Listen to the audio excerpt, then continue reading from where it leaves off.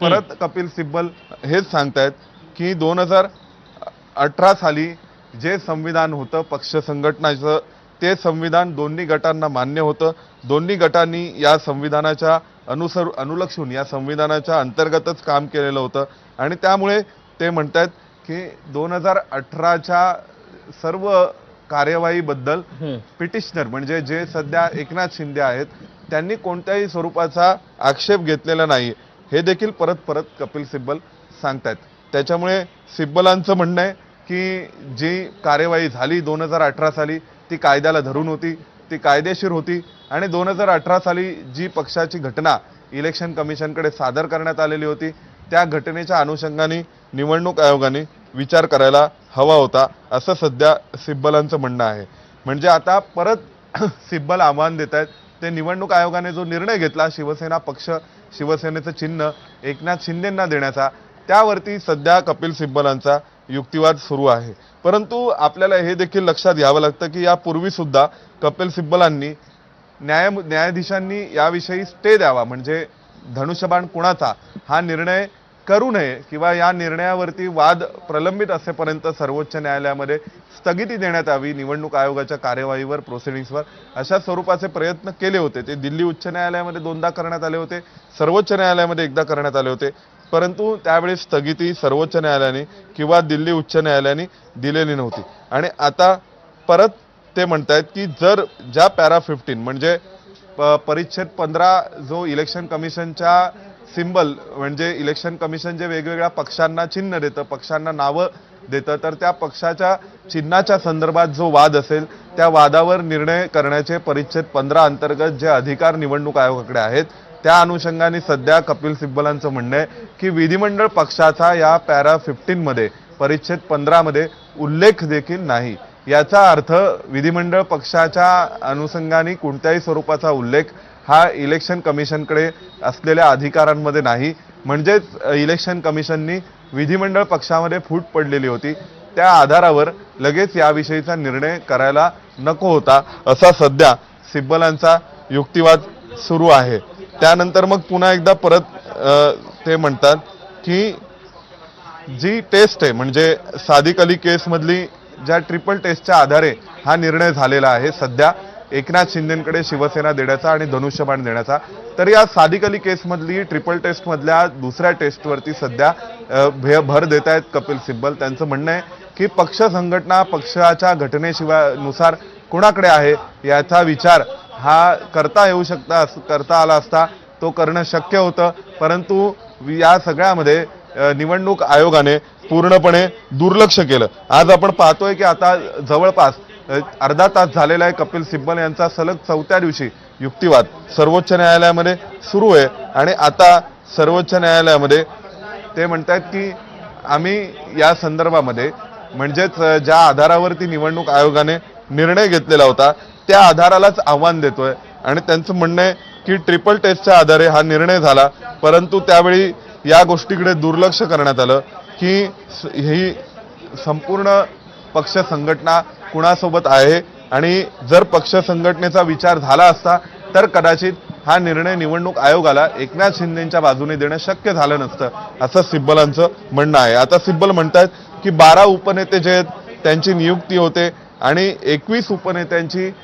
निवडणूक होते, असं सिब्बलांचं म्हणणं आहे. त्यानंतर त्यांनी असं म्हणतात की 4 एप्रिलला निवडणूक आयोगाचा शिक्का आहे 2018 साली जे आम्ही निवडणूक आयोगाकडे जी कागदपत्र सादर केलेली होती त्या संदर्भातल्या. त्यानंतर मग त्यांनी असंही म्हटलेलं आहे की हे प्रत्यक्ष DEC CBR म्हणजे डेप्टी इलेक्शनर कमिशनर ऑफ अशा स्वरूपाच्या संबंधित व्यक्तीकडे हे सगळी कागदपत्र देण्यात आलेली आहेत. तर त्याच्यामुळे त्या संदर्भात बागची असं म्हणतात की त्यांनी असं म्हटलं की जर फेब्रुवारी 2018 मध्ये ज्यावेळी नेते बदलण्यात आले तर त्याविषयीची माहिती, नव्या नेत्यांची माहिती तुम्ही देण्याची आवश्यकता नव्हती का इलेक्शन कमिशनकडे, असा प्रतिप्रश्न त्यांना सरन्यायाधीशांनी विचारलाय. जर तुम्ही नेते काही बदलले होते, काही पक्ष संघटनेत पदाधिकारी बदलले होते तर त्याविषयीची माहिती देणं आवश्यक नव्हतं का. तर त्याच्यामध्ये ते म्हणतात की आम्ही निश्चितच म्हणजे याबाबतची माहिती ही दिली होती आणि ही माहिती आम्ही सर्व जे नॉमिनेटेड डेप्युटी लीडर्स आहेत म्हणजे शिवसेना उपनेते हे पद जे शिवसेनेमध्ये असतं तर त्यामध्ये ज्यांची नियुक्ती करण्यात आली त्यांची माहिती दिली होती आणि ज्यांची निवडणूक झाली ज्यांची निवड झाली त्यांची माहिती ही आम्ही दिली होती। त्यामुळे यावरती पुन्हा बागची यांनी म्हटलेलं आहे की they say this document was created later on, म्हणजे या संदर्भामधलं जे कागद आहे जे कागदपत्र सध्या निवडणूक आयोगाकडे सादर करण्यात आलेली आहेत तर त्या संदर्भामधलं जे कागदपत्र आहेत ती कागदपत्र नंतर तयार करण्यात आली या बैठकीनंतर। तर त्यावरती आता पुन्हा सिब्बलांचं म्हणणं आहे उद्धव ठाकरेंच्या वतीने की जर तसा असेल तर त्यावर निवडणूक आयोगाचा शिक्का आहे आणि निवडणूक आयोगाने त्याविषयी कारवाई घेतली असली पाहिजे। आता पुन्हा सिब्बल हे शिवसेना पक्ष संविधानातील वेगवेगळ्या तरतुदींकडे न्यायाधीशांचं लक्ष वेधतात। सध्या त्यांनी म्हटलेलं आहे की पक्ष संघटनेचं स्ट्रक्चर कसं असावं याविषयी शिवसेनेच्या संविधानामध्ये काय काय लिहिलेलं आहे त्याकडे सध्या सिब्बल लक्ष देतात। त्यानंतर मग पुन्हा एकदा सिब्बल म्हणतात की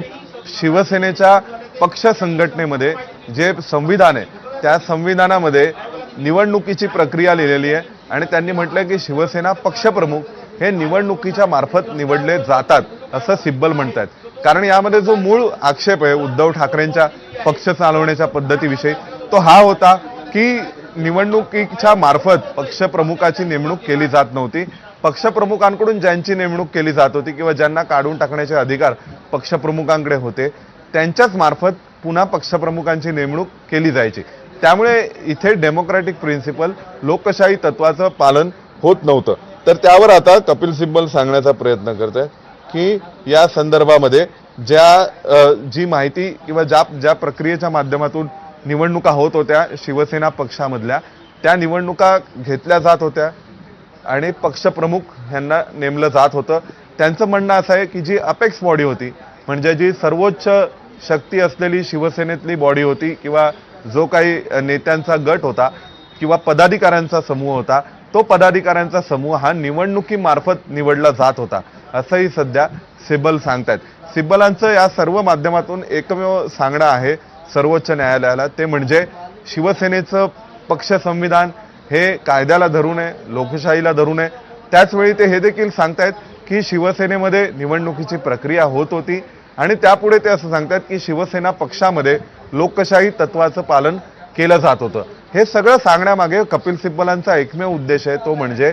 शिवसेना ही लोकशाही तत्वांना धरून चालत होती असं जर ते सांगू शकले आणि त्यांनी पटवून दिलं न्यायालयाला तर शक्यता आहे की न्यायालयाला हे म्हणावं लागेल सर्वोच्च न्यायालयात सुद्धा की कदाचित निवडणूक आयोगाचा निर्णय हा पुन्हा रिव्हिजिट करायचा का रिकन्सिडर करायचा का किंवा निवडणूक आयोगाने जो निर्णय दिला धनुष्यबाण एकनाथ शिंदेंना देण्याचा त्या निर्णयाला आव्हान द्यायचंय। आणि म्हणून सध्या सिब्बल म्हणतायत की या संदर्भामधल्या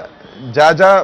पदांची रचना ही शिवसेना पक्ष संविधानामध्ये आहे त्या सर्व पदांवरील नेमणुका या नियुक्तीमार्फतच होत होत्या असं नाही, काही नेमणुका या निवडणुकीमार्फतही केल्या जात होत्या। आणि सध्या सिब्बलांकडून हेच सांगण्याचा प्रयत्न होतोय की जर तुम्ही पाहिलं तर अनेक डेप्युटी लीडर्स म्हणजे शिवसेनेच्या उपनेत्यांची नेमणूक निवडणुकीच्या मार्फत होत होती, शिवसेनेच्या नेत्यांची नेमणूकही निवडणुकीच्या मार्फत होत होती, अनेक शिवसेनेचे